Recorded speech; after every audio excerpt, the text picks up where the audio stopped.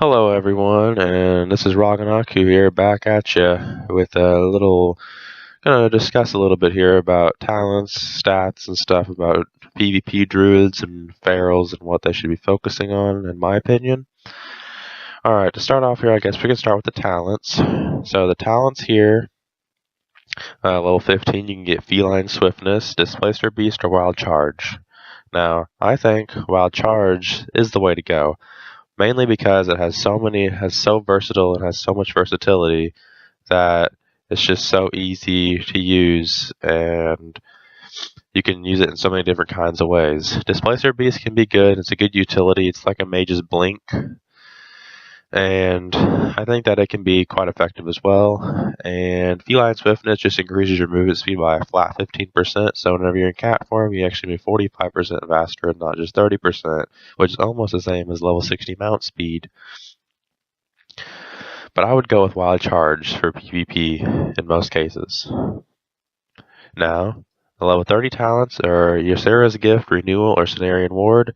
Renewal is by far the weakest in my opinion. Cenarian Ward and Ysera's Gift can kind of be on opinion based. Cenarian Ward can heal another ally for a pretty good burst amount if you need burst like that, but Ysera's Gift, if you can actually last long and survive, will heal for more than Cenarian Ward will over a greater amount of time.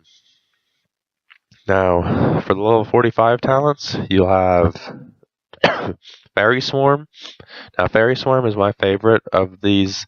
It kind of depends on what composition you're playing against, if you're doing arenas or what you're doing, but Fairy Swarm is just really nice because it reduces their movement speed by 50%, and I think that is very beneficial, especially whenever you're trying to kite somebody or if you're trying to catch up to somebody and they're trying to kite you. It's just extremely effective by having that, and they can't go invisible either.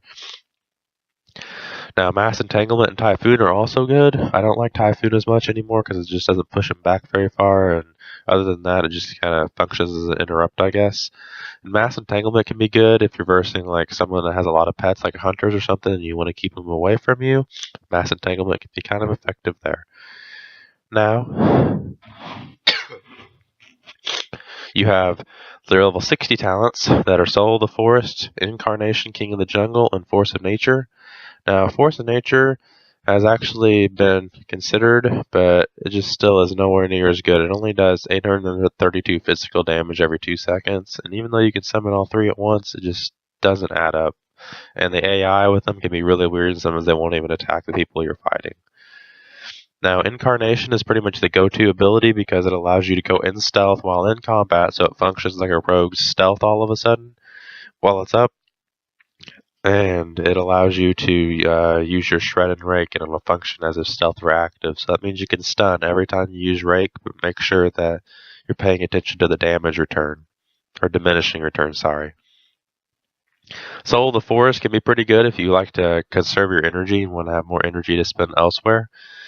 You get 4 energy per combo point spent, so if you spend 5 combo points, you get 20 energy back, which is quite nice.